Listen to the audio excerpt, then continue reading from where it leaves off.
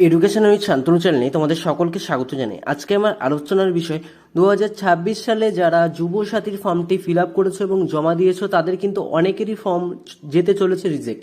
তো তো কি কারণে রিজেক্ট যেতে চলেছে তো বিস্তারিত কিন্তু জানাবো আজকের ভিডিওতে। ভিডিওটি একদম স্কিপ না করে শেষ পর্যন্ত দেখতে থাকো। ভিডিওটি ভালো লাগলে চ্যানেলটিকে সাবস্ক্রাইব করে দেবে এবং চ্যানেলে অবশ্যই একটি লাইক করে দেবে। তো প্রথমে যেই ভুলটি হবে সেটি হচ্ছে তোমাদের এখানে বলেছে to filled in English capital letters, অর্থাৎ ইংরেজিতে বড় হাতে লিখতে হবে।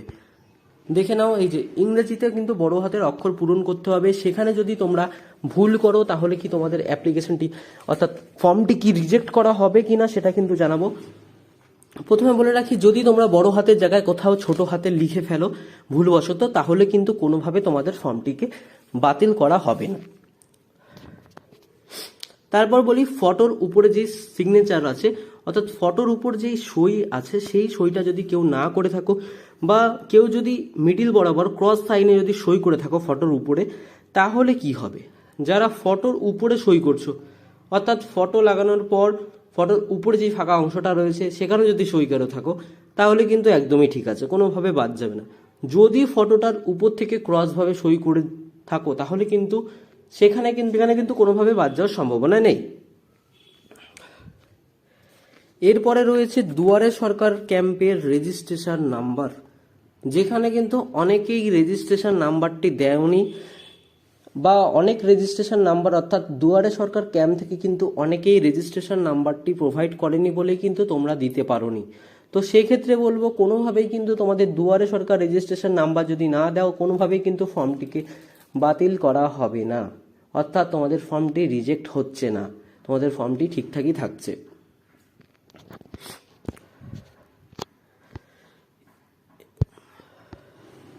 এরপরে যেটি রয়েছে সেটা হচ্ছে বেনিফিশিয়ারি নেম অর্থাৎ উপভোক্তার নাম। উপভোক্তার নাম কিন্তু এখানে তোমাদের নিজের ইচ্ছা মতো লিখতে হবে না, আধার কার্ডে যা আছে সেটা দেখে লিখে ফেললেই কিন্তু হবে না। এখানে মাধ্যমিক বা সমমানের পরীক্ষা অনুযায়ী কিন্তু এখানে তোমাদের আধার নিজের নামটি কিন্তু এখানে বসাতে হবে। এরপরে রয়েছে মোবাইল নম্বর। যদি কেউ কোনোভাবে মোবাইল নাম্বার একটা এবং দুটো ডিজিট ভুল করে থাকো তাহলে সেক্ষেত্রেও কিন্তু তোমাদের ব্যাংক ভেরিফিকেশন সেক্ষেত্রেও কিন্তু তোমাদের রিজেক্টই হতে পারে। বেনিফিশিয়াল নেমের জায়গায় যদি নিজের নাম ভুল করে কোনো দেখা হলো, কারোর নাম সন্দীপ আছে, লেখা আছে আধার কার্ড বা মাধ্যমিকে SANDIP, সেখানে যদি তোমরা লিখে দাও SANDEEP, তাহলে সেখানে কিন্তু নামের মিসম্যাচের জন্য কিন্তু তোমাদের কিন্তু অ্যাপ্লিকেশনটি রিজেক্ট করে। এরপরে যে ভুলটি রয়েছে সেটি হচ্ছে কাস্ট। অনেকেই বলছে যে কাস্ট সার্টিফিকেটের জায়গায় কিন্তু দাদা ভুল করে ফেলেছি, এসসি কার্ড আছে বা এসটি কার্ড আছে সেখানে কিন্তু আমি ওবিসি কার্ডে টিক দিয়েছি ফেলেছি, বা ওবিসি কার্ড আছে এসসি কার্ডে আমি ভুল করে টিক দিয়ে ফেলেছি, আমি দেখতে পারিনি। এবং অনেকেই জেন্ডার মেল ফিমেল এই সমস্ত জায়গায় কিন্তু আদার্সে টিক দিয়ে দিয়েছে। ঠিক আছে, তো যাদের আদার্সে আছে তাদের কিন্তু কোনো সমস্যা নেই, কিন্তু যাদের মেল বা ফিমেল আছে তাদেরই কিন্তু সমস্যাটা হচ্ছে। এবং এখানে কিন্তু দেখো 1/4/2026 হিসাবে কিন্তু বয়স 21 বছর হতে হবে। তো সেই হিসাবে যারা ফর্মটি ফিল আপ করেছো তাদের কিন্তু ফর্মটি থাকবে, এবং যারা কিন্তু সেই হিসাবে ফিল আপ করেনি তাদের কিন্তু ফর্মটি বাতিল যেতে চলেছে। এবং অনেকেই কিন্তু মেরিটিয়াল স্ট্যাটাস এখানে কিন্তু টিক চিহ্ন দেয়নি, তো তাদেরও কিন্তু বাতিল যেতে চলেছে। সার্টিফিকেট নাম্বার কি থাকছে SC ST OBCর, সেটা কিন্তু না দিলেও কিন্তু বাতিল যেতে চলেছে তোমাদের ফর্মটি। তারপরে রয়েছে হাউস বা প্রিমিস নাম্বার। হাউস বা প্রিমিস নাম্বারটি যদি তোমরা না দিয়ে থাকো তাহলে কিন্তু কোনোভাবে বাতিল যাবে না, সেখানে কিন্তু কোনো রকম চিন্তা নেই। পরের পেজটিতে আমরা দেখে নিই।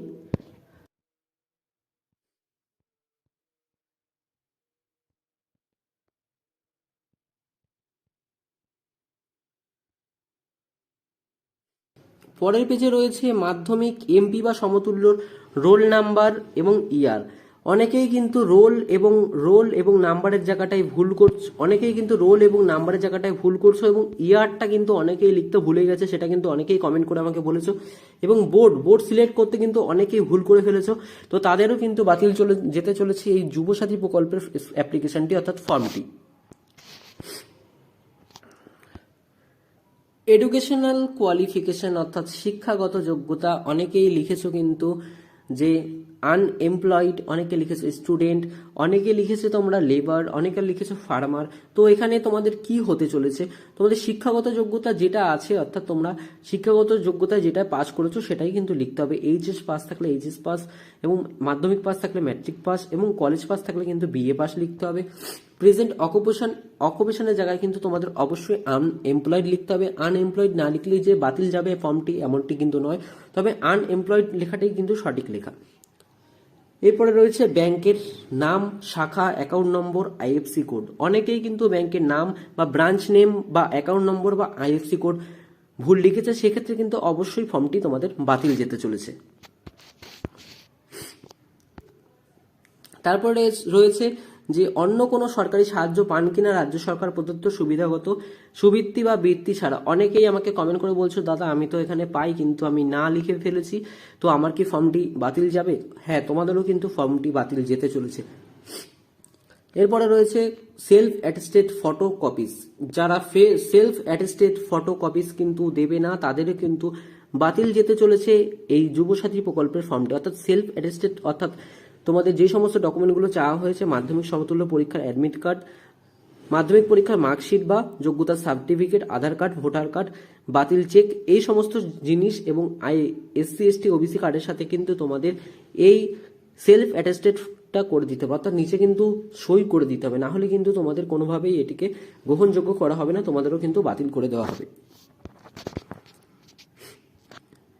এরপরে রয়েছে সেলফ ডিক্লারেশন স্বঘোষণা, যেখানে বলেছে যে আমি কোনো রকমভাবে সরকারের কোনো অনুদান বা কোনো সাহায্য পাই না, যদি পেয়ে থাকি তাহলে কিন্তু বাংলা যুবসাথী প্রকল্পের জন্য আমার নম্বর বা আধার ভিত্তিক নম্বর ব্যবস্থার মাধ্যমে নিজেকে প্রমাণীকরণ করতে কোনো আপত্তি করছি না, এবং আইন 2016 এবং তদনুসারে প্রণীত প্রবিধান অনুযায়ী আমার স্বেচ্ছায় সম্মতি প্রদান করছি। এবং তারপরে কিন্তু এখানে অনেকেই ডেট লিখছে না এবং সিগনেচারও করছে না। যদি এগুলো না করে থাকো তাহলেও কিন্তু বাতিল যেতে চলেছে তোমাদের ফর্মটি।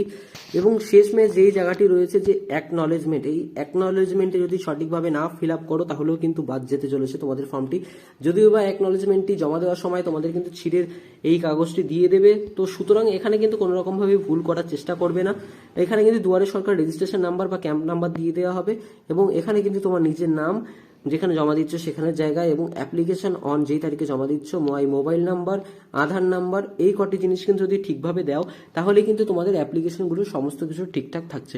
বুঝাতে পারলাম আজকে যে কিভাবে যুবসাথী ফর্মে কোন জায়গায় তোমাদের ভুল করলে কিভাবে বাতিল হতে পারে, কিভাবে বাতিল না হতে পারে। তো আশা করি ভিডিওটি অবশ্যই ভালো লেগেছে। ভালো লেগে থাকে চ্যানেলটিকে অবশ্যই সাবস্ক্রাইব করে দেবে যুবসাথী প্রকল্পের সমস্ত আপডেট সবার আগে পাওয়ার জন্য।